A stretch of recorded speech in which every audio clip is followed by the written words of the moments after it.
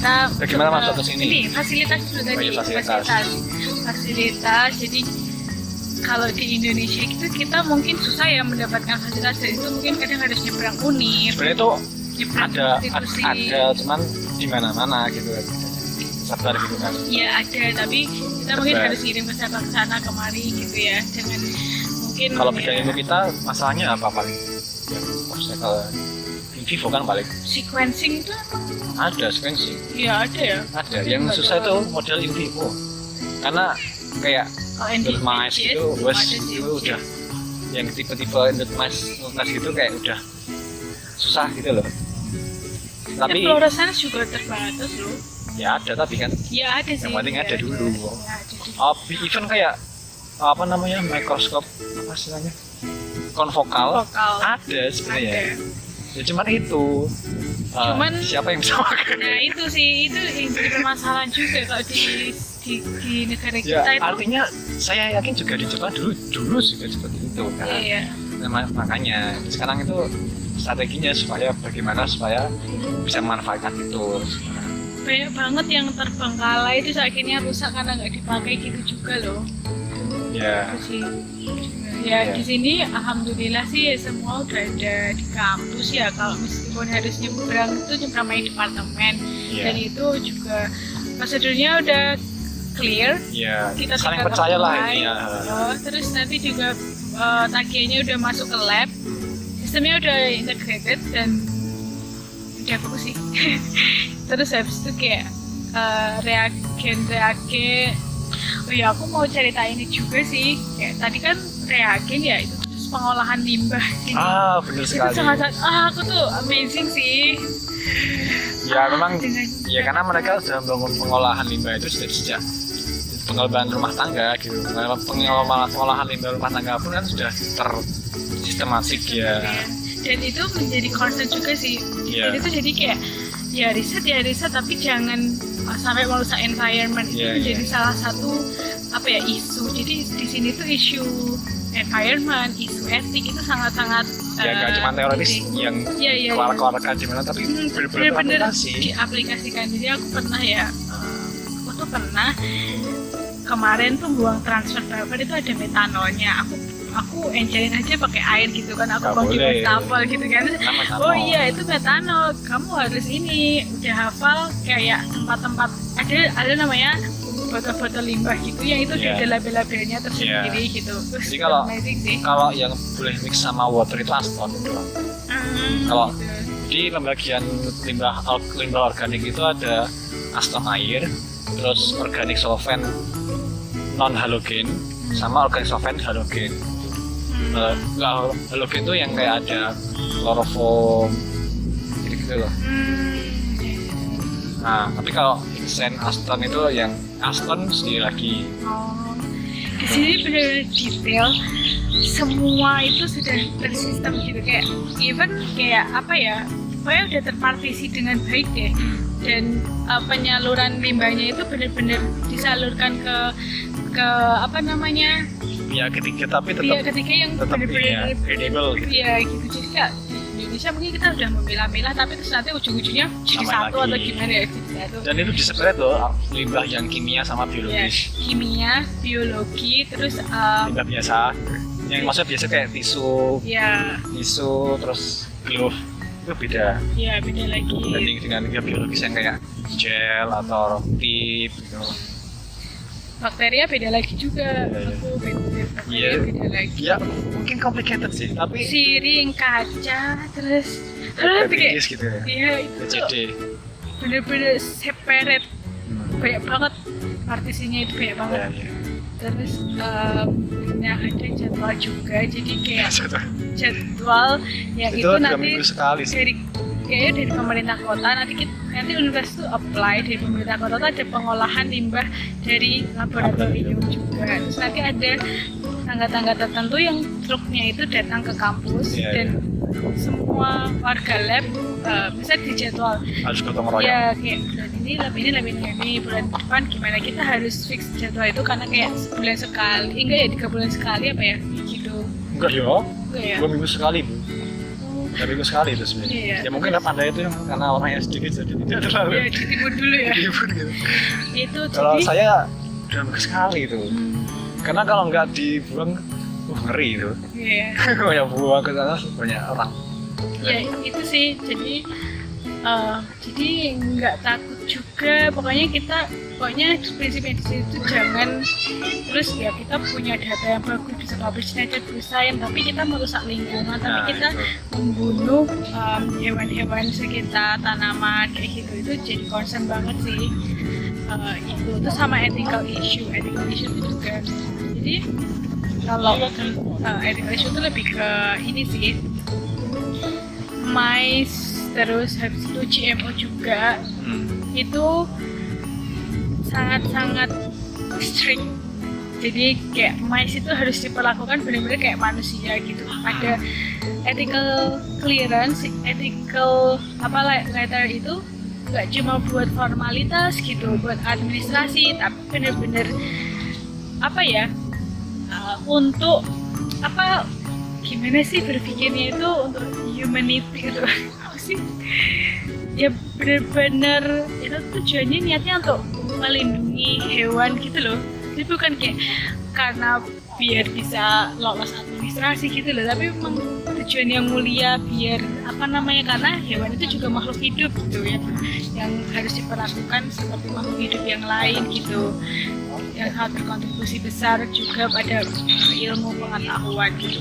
Itu jadi nggak cuma kayak urusan administrasi ala-ala review doang gitu, enggak sih. Jadi bener-bener ya sebenarnya in general semua gitu sih. In general ya.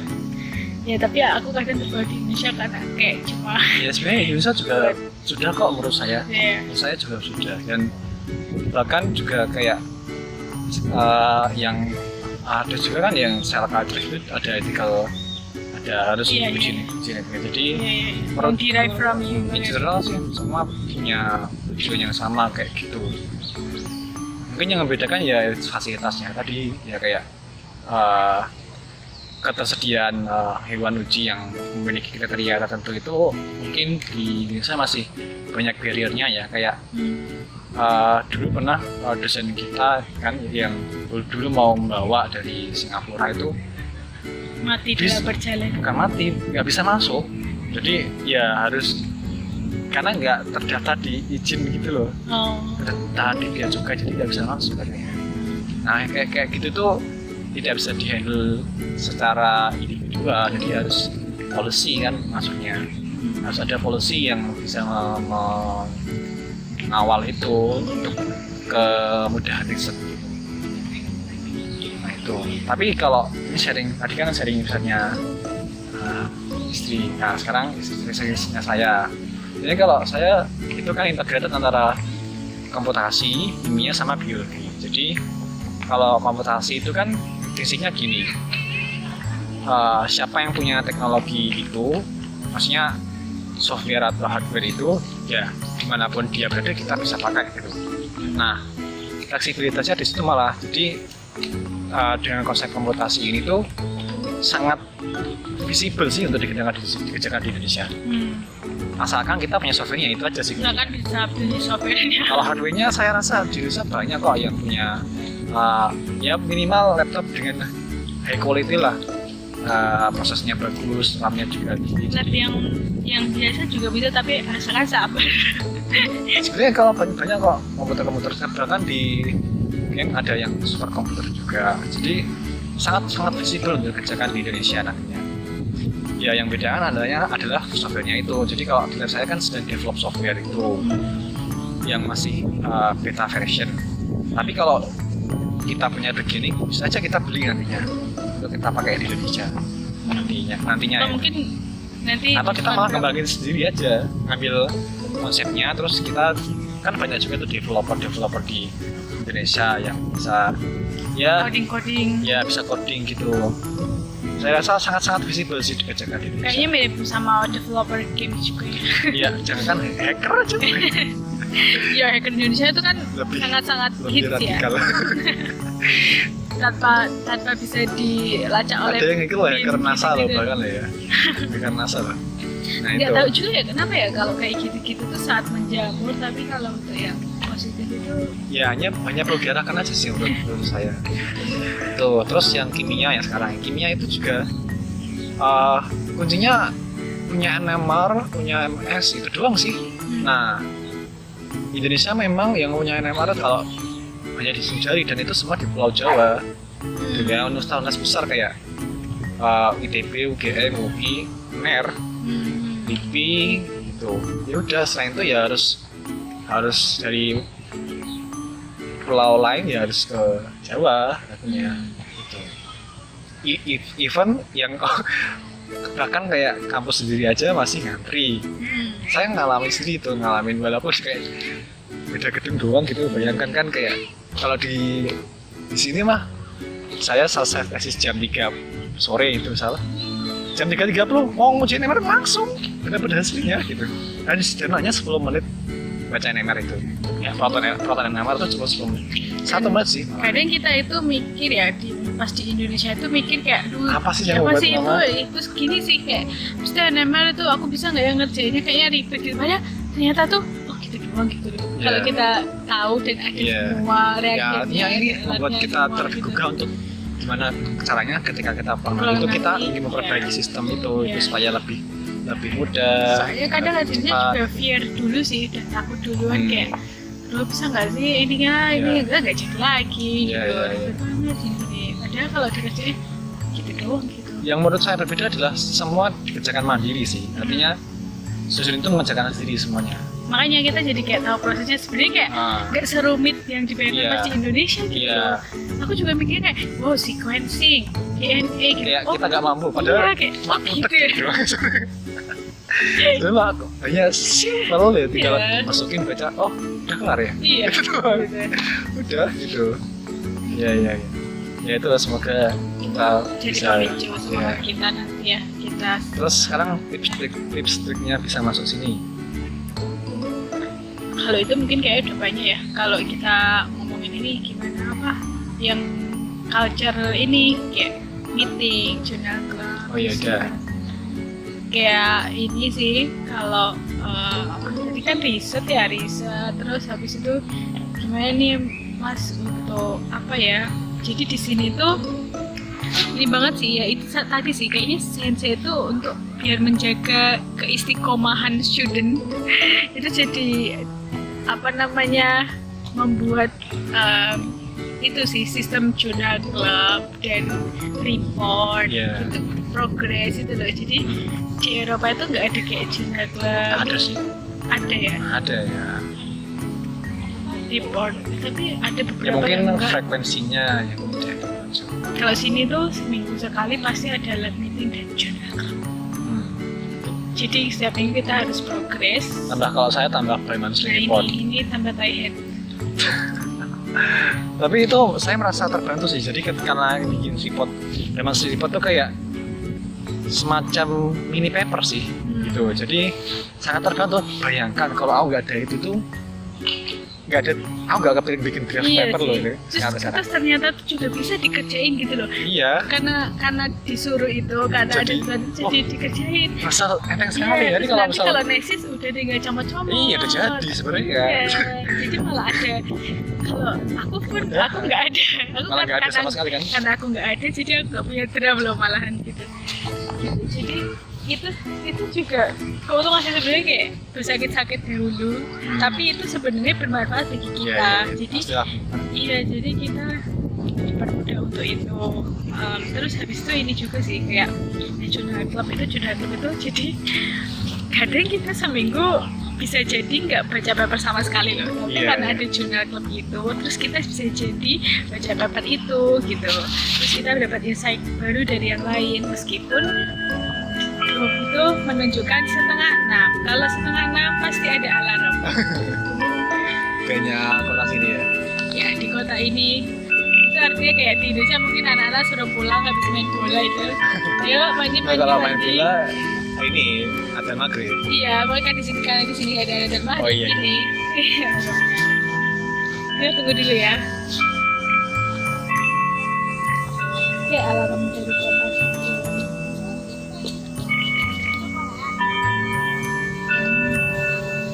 Terus lama lagi sangat-sangat terdengar ya. Karena Itu tuh. ya speakernya di mana-mana. Nah itu tadi kan ya, terus jadi jurnal blog itu semacam membahas satu paper nanti jadi giliran setiap jadi satu biasanya kalau di tempatku sih 1 minggu 1 paper. Kalau di Mas Yudi ada beberapa ya karena banyak iya. ya. Jadi tiap orang itu klasifikasinya ada 3 jenis paper. Satu one paper, ya artikel lah. Yang satu lagi itu survey itu minimal 10 paper, terus kita bikin semacam review gitu. Terus tapi survey itu idealnya tidak ada Q&A dari kita sama student lain, hanya Q&A kita sama CC. Terus yang ketiga adalah The Sky itu big paper yang ada diskusinya, itu paling enggak minimal 1 jam. Ya biasanya 1 jam sih, dan itu tuh lebih ke emang diskusi gitu, nggak judging gitu. Jadi Tapi gila sih itu emang. Ya sih, tapi kayak saya pun belajar dari situ gitu. Kalau nggak tahu Makanya tanya kita gitu. Berharapnya beberapa yang kita introduksi itu memang punya beberapa yang baru gitu, sehingga yang lain juga bisa belajar. Dan high impact factor, kita nggak boleh pilih paper yang ecek-ecek. Pernah tuh kalau misalnya langsung itu nggak mau dibahas. Soalnya kayak ngapain gitu, buang-buang waktu gitu, terus nanti nggak valid. Nah makanya juga, kita gitu. di situ jadi belajar untuk bagaimana sih mencari referensi yang kredibel gitu. Kan kadang kalau dulu memang pas saya di desa emang ini sih, saya apalah yang ada pokoknya kita pakai gitu, dipakai gitu. Tapi sekarang kan jadi lebih terbangun sistemnya itu. Kalau saya berarti milih harus yang jurnal gitu, harus Nature Communication, Science gitu. Itu sih biar kita dapat ilmu gitu sih, kayak metodenya mungkin bisa diterapin di lab gitu. Terus kita searchnya itu paper-paper yang related sama riset kita. Jadi kita kalau nulis tesis nanti referensinya juga udah punya beberapa gitu. Sih itu ya sebenarnya bermanfaat sih buat kita. Emang ya, terus kita kadang kayak jadi banyak banget kerjaannya gitu. Terus nah di lab Jepang itu juga senangnya itu ini sih, ya meskipun capek ya, tapi kita itu juga diikut sertakan dalam mengelola lab. Jadi kayak kita nggak cuma datang dan pergi penelitian gitu terus enak-enaknya sendiri, tapi kita harus bertanggung jawab. Itu kayak rumah kita punya peralatan itu. Jadi maintenance alat itu malah kita sendiri malah ya. Ya maintenance alat, bersih lab. Nggak ada laporan gitu. Ya itu, dan ya itu kita benar-benar tahu sih prosesnya secara detail sih. Oh iya, sama penulisan logbook. Nah itu juga menjadi salah satu concern yang ditekankan di sini. Jadi setiap penelitian itu harus ada track recordnya yang memang tertulis gitu di sini tuh. Jadi semua harus didokumentasikan dengan baik, karena tipe orang sini memang masih ya menjaga itu sih. Kayak soalnya pernah ada kasus itu ya yang ternyata fake data gitu. Jadi memang pokoknya kita setiap hari setelah eksperimen harus menulis di logbook, dan logbook itu bukan hal-hal yang positif, result yang positif saja yang kita tulis, tapi semuanya kita tulis, bahkan problem gitu tuh kita tulis semua di situ. Nah itulah sebenarnya pentingnya logbook, biar kita nggak mengulangi kejadian yang sama. Terus kadang juga kalau misal kita mau merepeat gitu metode kita yang mungkin tahun lalu gitu, kita bisa relate ke sana, catatannya ada semua dan tidak akan lebih menghemat waktu karena tidak waktunya lagi dan sebagainya. Mungkin kita udah lupa gitu. Itu sih itu juga. Oke, mungkin itu dulu kali ya. Ya, sharing kita kali ini. Terima kasih. Ya, semoga bisa ngasih gambaran kurang lebihnya S3 di Jepang itu kayak gimana. Dan saya yakin orang-orang Indonesia mampu lah ya. Mampu kok di Jawa. Kita nggak beda jauh mau loh. belajar aja kok. mau budget bekerja keras. Ya gitu. Baik, terima kasih semuanya. Bye, sampai jumpa lagi di bahasan berikutnya. Mohon Assalamualaikum. maaf kalau ada salah kata. Assalamualaikum.